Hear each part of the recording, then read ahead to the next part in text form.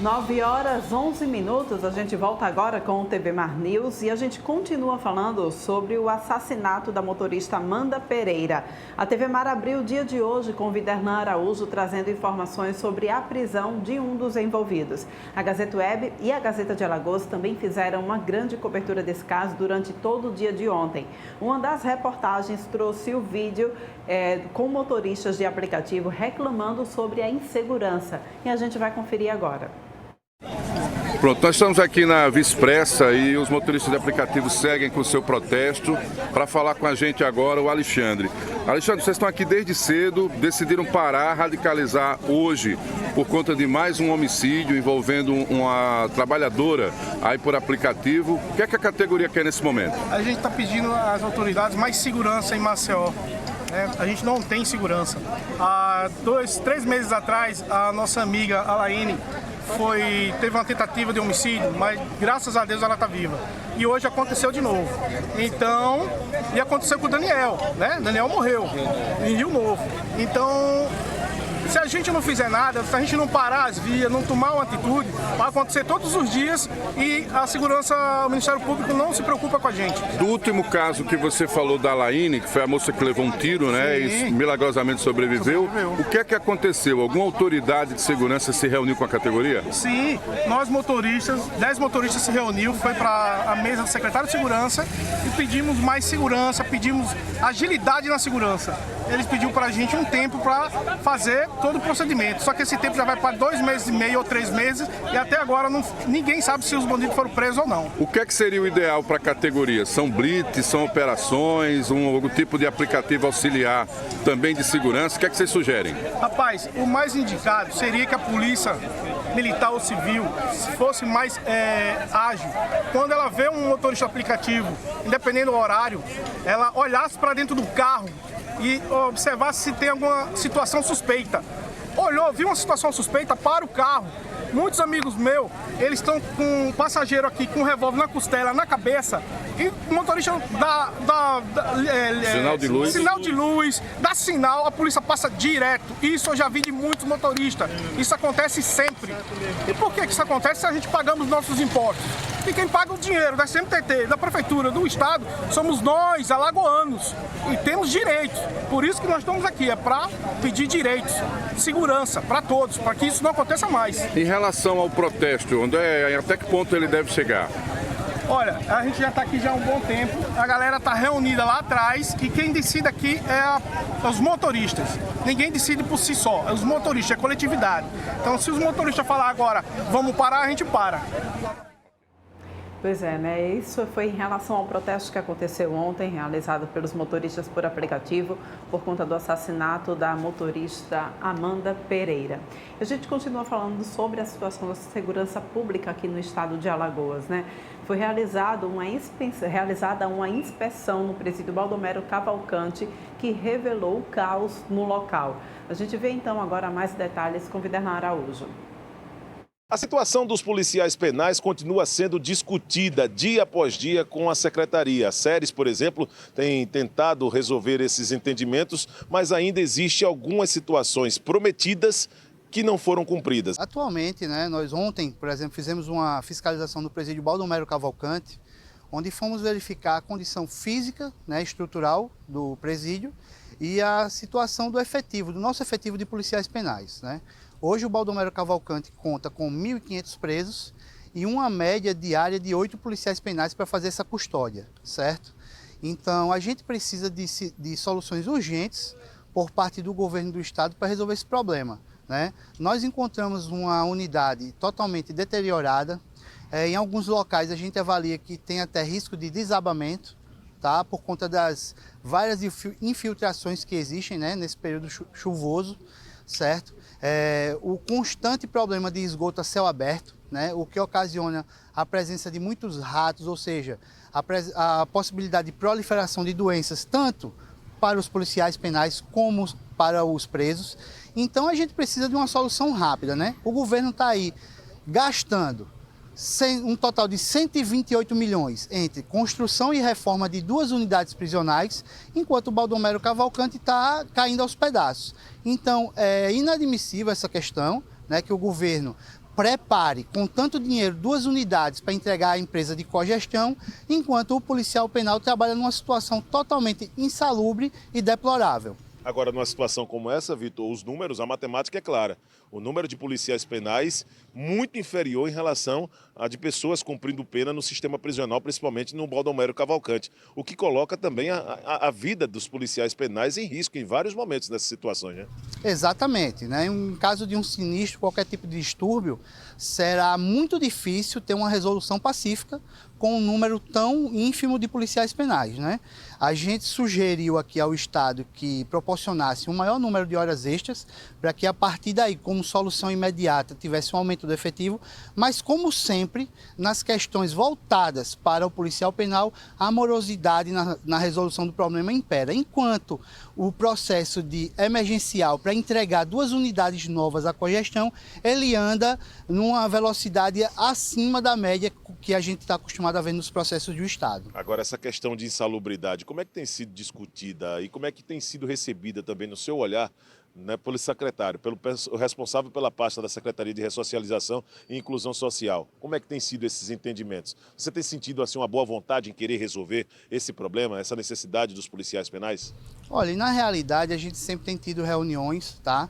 Mas o problema concreto ele nunca foi resolvido, certo? Por isso que nós estamos aqui hoje, né? Nós vamos trazer mais uma vez ao secretário a realidade dos fatos, tá? Esperamos que hoje, de fato, saia alguma solução concreta para o problema, mas caso não saia, né, nós pretendemos interditar o Baldomero Cavalcante, fazendo apenas, né, após essa interdição, serviços essenciais de segurança, alimentação, atendimentos de saúde de emergência e cumprimento de alvará, né? Não vamos mais receber visita, nenhum tipo de atendimento externo naquela unidade, enquanto esses problemas não forem resolvidos, porque é humanamente impossível você fazer uma unidade prisional funcionar com apenas 8 policiais penais por plantão, certo? A gente já tem uma outra situação muito grave, no nosso ver, relativa ao Conselho de Segurança. Tá? O Conselho de Segurança é um órgão que a gente não entende o porquê dele existir, porque ele retira atribuições tanto das SERES como da Secretaria de Segurança Pública, e o Conselho de Segurança vem impedindo a Polícia Penal de agir. Vou te citar um exemplo. O Conselho de Segurança agora quer impedir que os policiais penais trabalhem na recaptura dos presos que fugiram do presídio do Agreste. Então, que sentido faz isso? Isso, ao meu ver, só beneficia o crime organizado. É para isso que esse conselho serve? Então fica a pergunta, um conselho caro, que gera uma grande despesa ao Estado, e quais resultados esse conselho trouxe, né? Então, se o secretário de Segurança Pública ou o secretário da SERES não tem autonomia para definir essas questões, então não tem para que essas 2 secretarias existirem. Passa tudo para o conselho e a gente vê o que resolve lá. Agora, não dá para ficar essa perseguição, tá, do Conselho de Segurança para com a Polícia Penal. O que parece que o Conselho não é técnico, é um conselho meramente político que serve para atender interesses que não são iguais aos da sociedade. Que cabe agora a resposta do governo do Estado e também do secretário para tentar buscar medidas alternativas emergenciais para poder valorizar essa categoria que é tão importante para a nossa sociedade. Com imagens de Chico Nogueira, Viderlan Araújo para a TV Mar, canal 525 na NET Claro. E quem volta agora, dessa vez ao vivo aqui a nossa programação, é Viderlan Araújo, que está com o delegado Igor Diego, lá na Central de Flagrantes. Vai passando então detalhes para a gente a respeito da prisão de um dos acusados de matar a motorista por aplicativo, Amanda Pereira.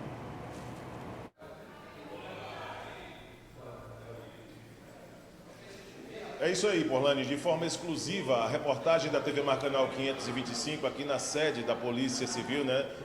Todo o complexo aqui reunido aqui em Jacarecica para ouvir realmente o delegado responsável por todo o processo de investigações, Dr. Igor Diego, ele que é responsável pela Delegacia de Homicídios do município de Rio Largo e que esteve à frente de todo o processo de negociação, de investigação, que acabou exatamente apurando realmente a prisão do Jackson Vital, e também que a polícia continua em busca dos outros envolvidos na morte da Amanda Pereira, motorista de aplicativo de 27 anos, que ontem foi sepultado. Doutor, muito obrigado por nos receber, parabenizando também o pessoal aqui da assessoria de comunicação da Polícia Civil por disponibilizar com exclusividade para a nossa programação. Vamos falar um pouquinho do desdobramento. O que é que tem hoje de fato novo, o que é que a polícia tem realmente de elementos para poder prender os outros envolvidos na morte da Amanda Pereira. Bom dia. Bom dia. De fato, a Polícia Civil já elucidou todo esse caso. Foi verificado que apenas 3 indivíduos praticaram esse delito, como foi amplamente divulgado. Um dos indivíduos, que foi o indivíduo que causou a morte da Amanda, já está preso. E o outro casal permanece ainda foragido, não foi encontrado pela polícia. No entanto, nós já temos toda a sua qualificação, já temos todos os dados necessários e o dia de hoje está sendo específico para localizar esses 2 suspeitos que, por enquanto, ainda não foram presos. Mas o trabalho da Polícia Civil permanece incessante com o objetivo de localizá-lo. Então, nesse momento, é muito importante o apoio da população, que, se tiver alguma informação, pode nos dar essa informação através do 181, que é um disque denúncia, onde a identidade de quem faz a denúncia, de quem presta a informação, é completamente preservada e serve demais para ajudar o trabalho da polícia. Delegado, é importante destacar que a ação da Polícia Civil, da Secretaria de Segurança Pública, foi também até em resposta dentro de um clamor da sociedade, o que é muito importante, em prender, por exemplo, o Jackson Vidal, que estava na casa da namorada, foi isso mesmo? Como foi o cenário, por exemplo, até a prisão, a captura, por exemplo, de um dos acusados pela morte da Amanda ontem, que já foi inclusive apresentado, que está neste exato momento na central de flagrantes, delegado? Sim, o que acontece é que o Uber, ele foi chamado e os indivíduos embarcaram no veículo, no conjunto Jarbas Oiticica, que fica na cidade de Rio Largo. E justamente a esquina onde eles embarcaram o carro fica próximo, quase em frente à casa de um dos suspeitos que está foragido. E o Jackson, que foi preso, ele mora no mesmo conjunto Jarbas Oiticica também. Então, os 3 indivíduos são do conjunto Jarbas Oiticica. No entanto, o casal que está foragido não estava morando lá. Quem mora é a mãe deles, a família, certo? A mãe de um dos suspeitos. Então, ele estava morando atualmente no conjunto Village Campestre, por isso que abandonaram o veículo no Village Campestre, perto do terminal, para facilitar a fuga. Então, diante da informação de que os indivíduos partiram dali, toda a investigação se concentrou em localizar, e aí foi que nós tivemos a informação que o Jackson, que era morador do conjunto, morava em determinadas casas lá, porque ora ele ficava na casa com a namorada, que inclusive está grávida dele de 6 meses, ora, que na verdade é uma companheira dele, e ora ele ficava na casa da mãe. Então, nós fomos a essas 2 residências e conseguimos encontrar ele na casa da mãe, e com a sua localização, ainda estando em situação de flagrante, o conduzimos à delegacia e ele confessou toda a empreitada criminosa. Agora, durante o depoimento dele, ele falou que na tentativa e colocando a Amanda para o banco de trás, ela teria tentado fugir e que isso acabou provocando a morte e que a ideia inicial não era matar. A polícia realmente já concretiza essa situação como latrocínio, mas essa defesa pode realmente ter algum tipo de mudança diante da prisão dos outros acusados também na participação desse crime, doutor?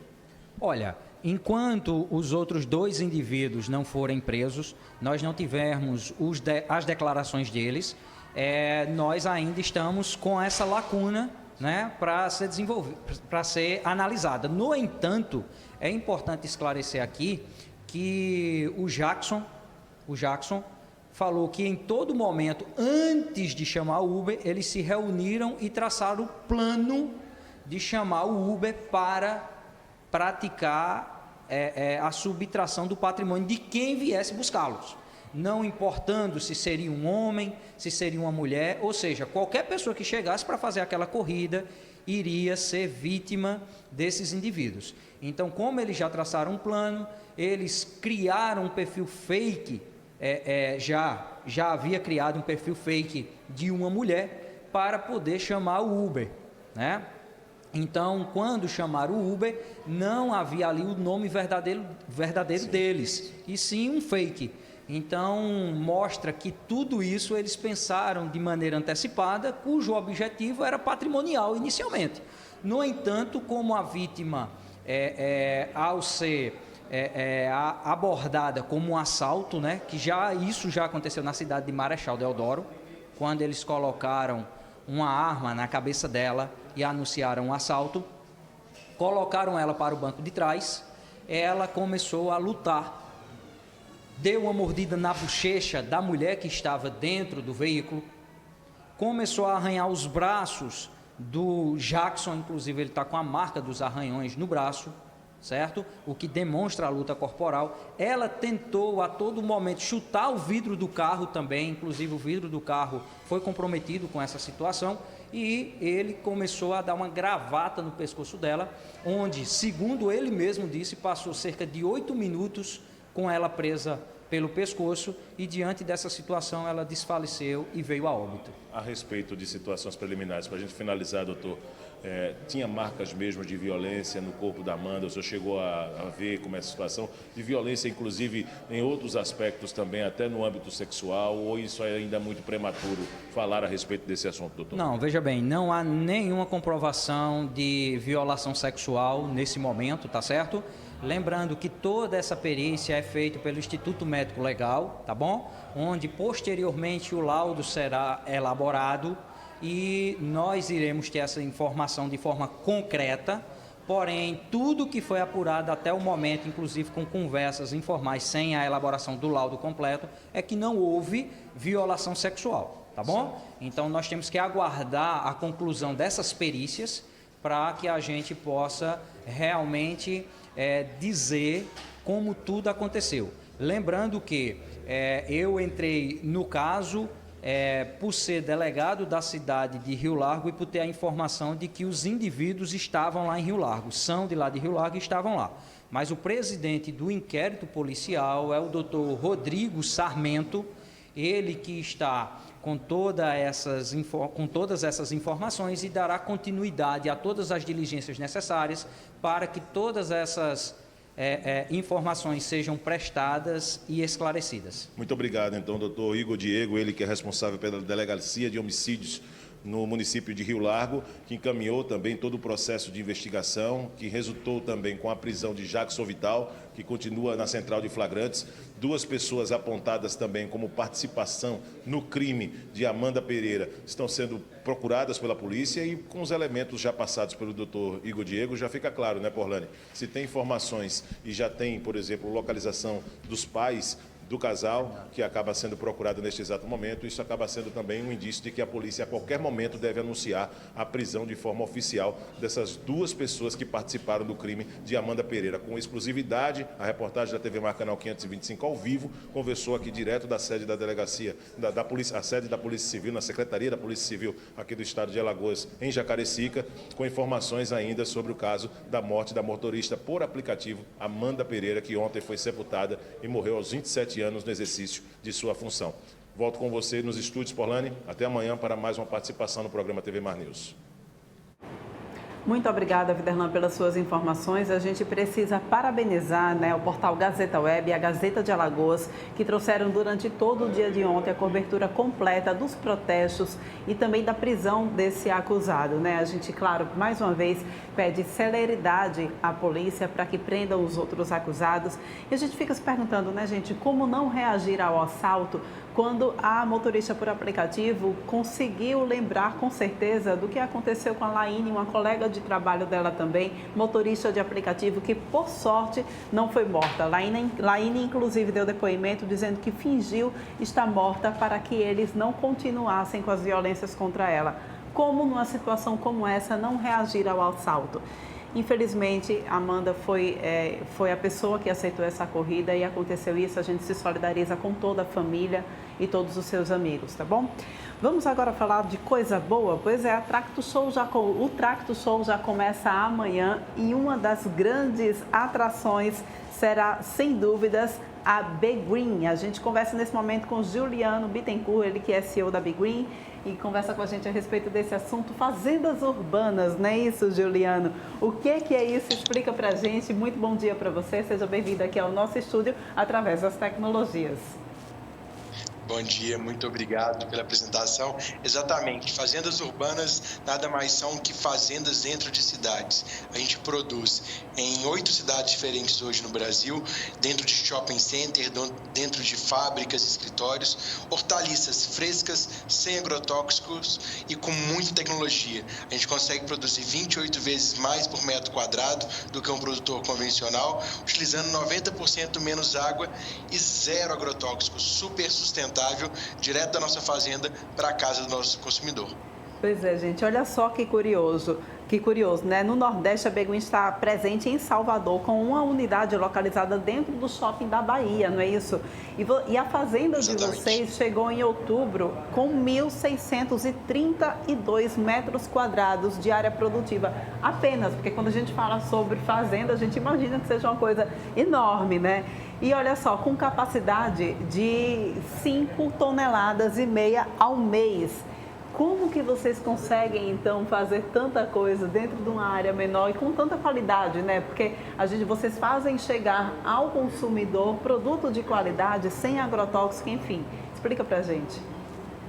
Bom, a gente utiliza tecnologia, então a fazenda é totalmente monitorada, a gente monitora temperatura, umidade, condutividade elétrica, pH, e aí dá todas as condições propícias para a planta crescer mais rápido, com mais saúde e mais saudabilidade.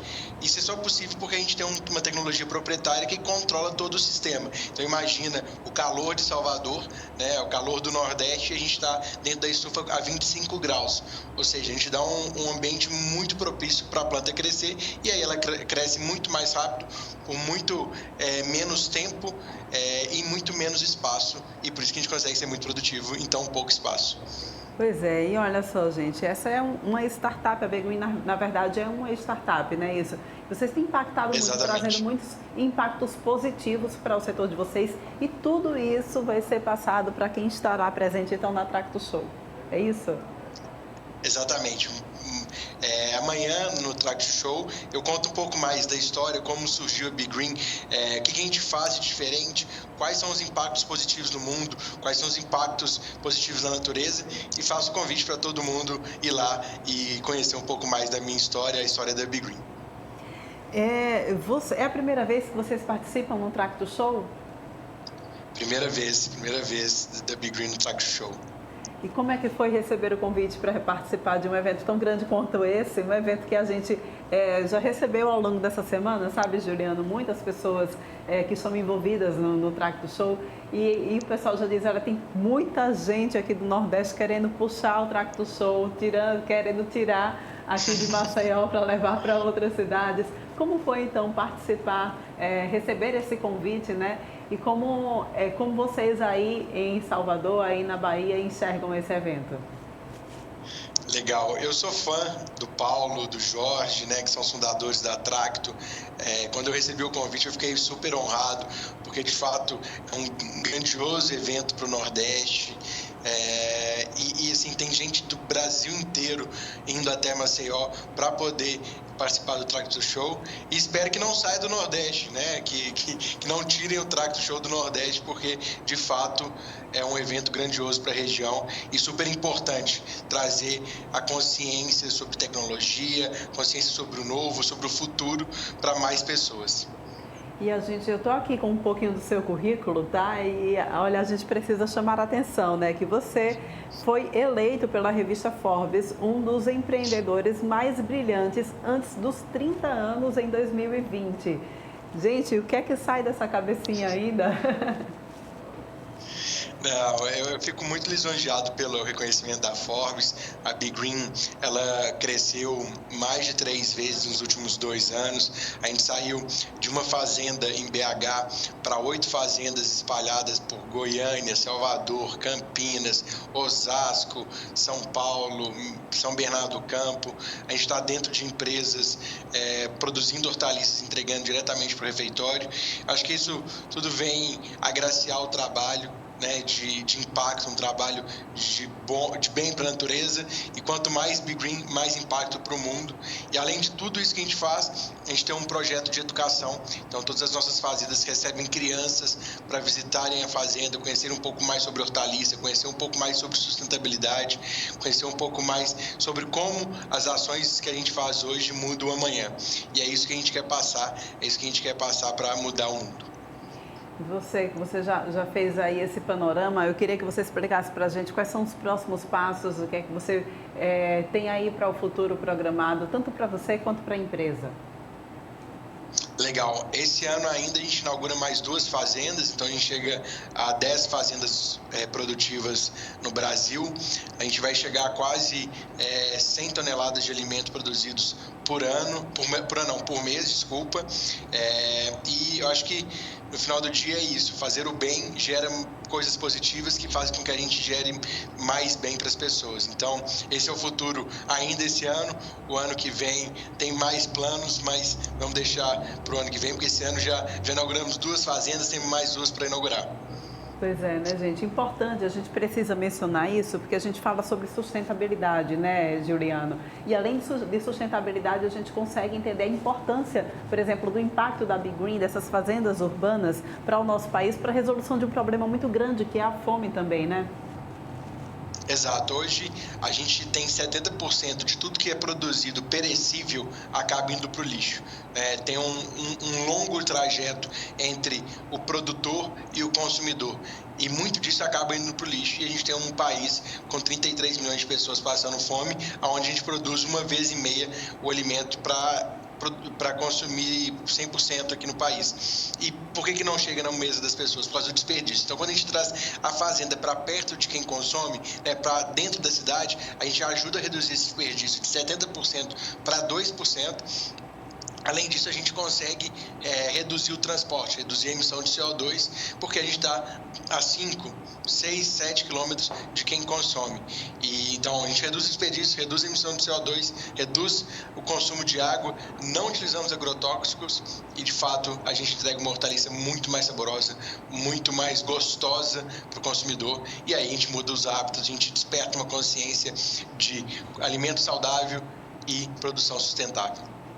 Juliano, quem tiver interesse, então, de estar perto de você, de estar ouvindo a tua experiência, ouvindo também a tua história, a história da Be Green na Tracta, eu queria que você pudesse fazer, então, um convite para essas pessoas. Pessoal, espero todos lá amanhã. Vai ser um prazer bater um papo com todo mundo que vai ao Tracto Show.